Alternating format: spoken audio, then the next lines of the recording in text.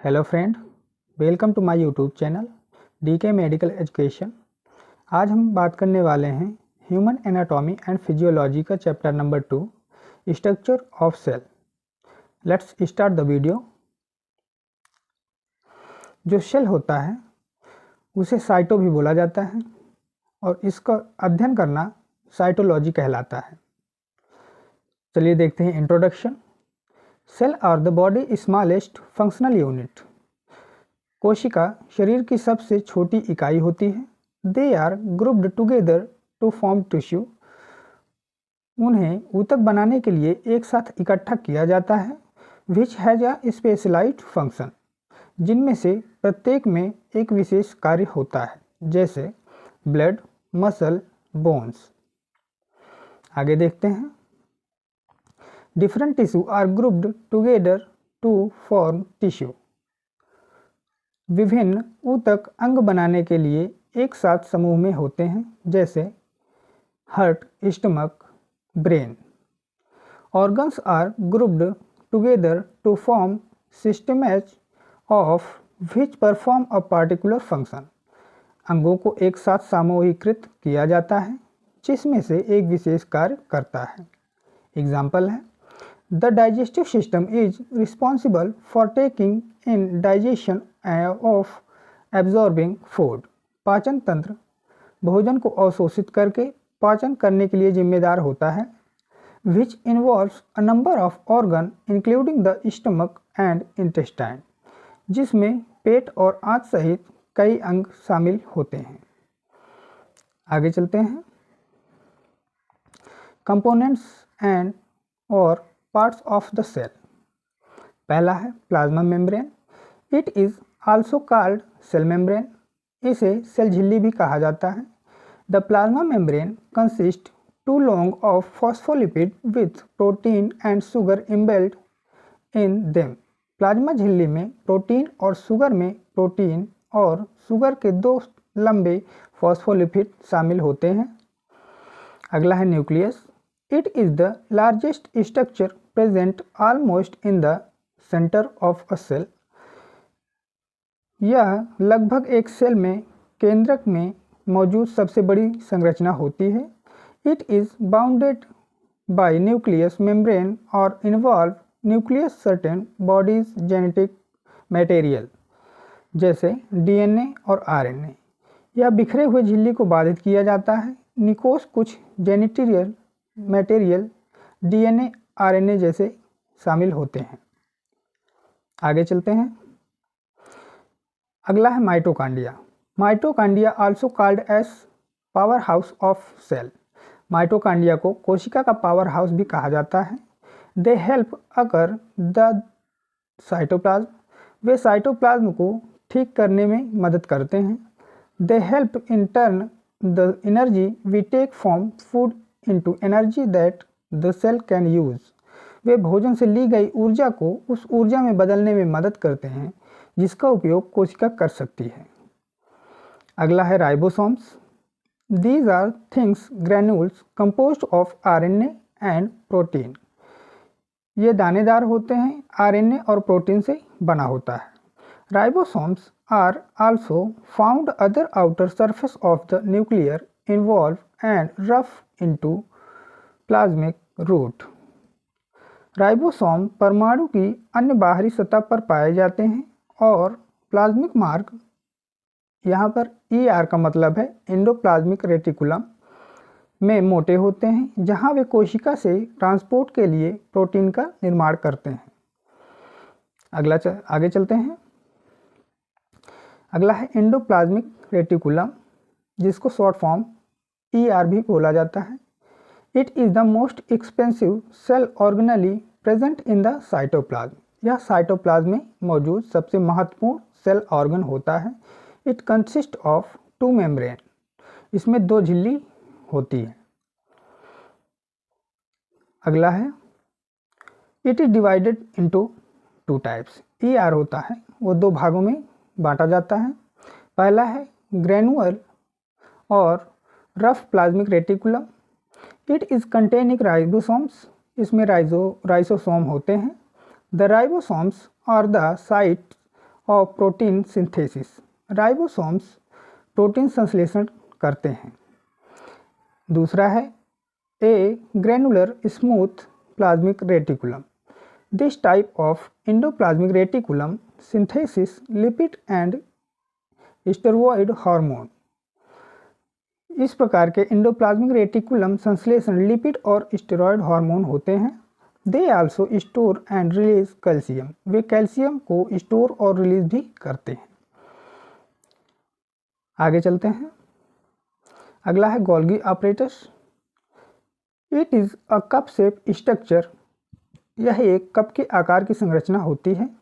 It is concern with concentration of protein prior to their secretion. यह उनके स्त्राव से पहले प्रोटीन की एकाग्रता से संबंधित होते हैं। अगला है lysosomes. They are small spherical और oval bodies surrounded by a single membrane. मतलब वे छोटे गोलाकार या अंडाकार होते हैं जो एक ही झिल्ली में घिरे होते हैं। The lysosomes broken down bacteria and cell debris. Lysosome bacteria और कोशिका को कचड़े में तोड़ते हैं या फिर बाहर करते हैं। अगला है microtubules. They are straight hollow cylinder with a diameter of about 200 A. ये खोखले और लगभग 200 ए के व्यास वाले सिलेंडर होते हैं। They are concerned with the maintenance of cell shape. वे सेल के आकार के रखरखाव से संबंधित होते हैं। अगला है centrosome. It is a small red cell structure found near the nucleus. It plays important role during a cell division. मतलब यह एक छोटी लाल कोशिका संरचना है जो केंद्रक के पास पाई जाती है। यह कोशिका विभाजन के दौरान महत्वपूर्ण भूमिका निभाती है। आगे चलते हैं। Cytoplasm. It is long between the cell membrane and nucleus. यह कोशिका के बीच लंबी झिल्ली होती है। He cytoplasm contain cell organelles like endoplasmic reticulum, Golgi apparatus, mitochondria. Cytoplasm में एंडोप्लाज्मिक रेटिकुलम, गोल्गी उपकरण, माइटोकॉन्ड्रिया जैसे सेल ऑर्गेनल होते हैं। आगे चलते हैं। Function of cell. पहला है इंजेक्शन एंड एसिमिलेशन।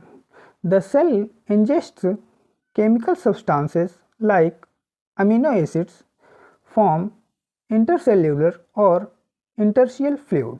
कोशिका रासायन पदार्थों जैसे अमीनो एसिड और अंतरकोशिकीय या अंतरालीय द्रव से ग्रहण करती है। These substances are used to build up complicated substances like protein. इन पदार्थों का उपयोग प्रोटीन जैसे जटिल पदार्थों के निर्माण में किया जाता है। सेकेंड है growth and repair.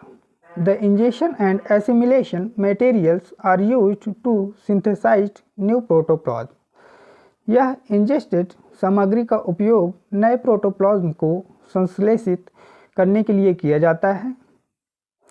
This lets to increase in size and growth of cell. इससे कोशिका के आकार और वृद्धि में वृद्धि होती है। आगे चलते हैं। Metabolism. It is the process by which your body is concerned what you eat and drink into energy. ATP.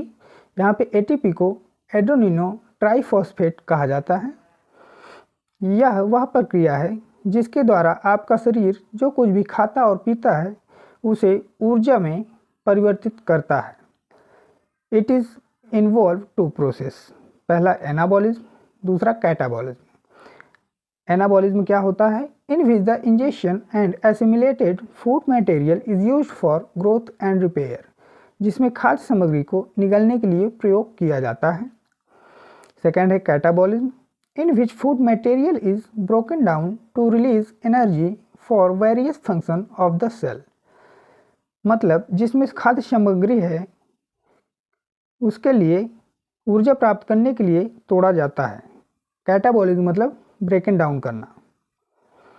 आगे चलते हैं। Respiration. It involves transport of oxygen from lungs through blood. The tissue and removal of waste product like carbon dioxide. इसमें फेफड़ों से रक्त के माध्यम से ऊतकों तक ऑक्सीजन का परिवहन और वेस्ट उत्पादन को हटाना शामिल होता है, लाइक कार्बन डाइऑक्साइड। अगला है excretion. The cell eliminates waste product resulting from catabolism into the interstitial fluid. Cell कचरे को खत्म करती है। अपचय से उत्पन्न उत्पाद मध्य द्रव होते हैं। This product are carried by blood for elimination through lungs and kidney.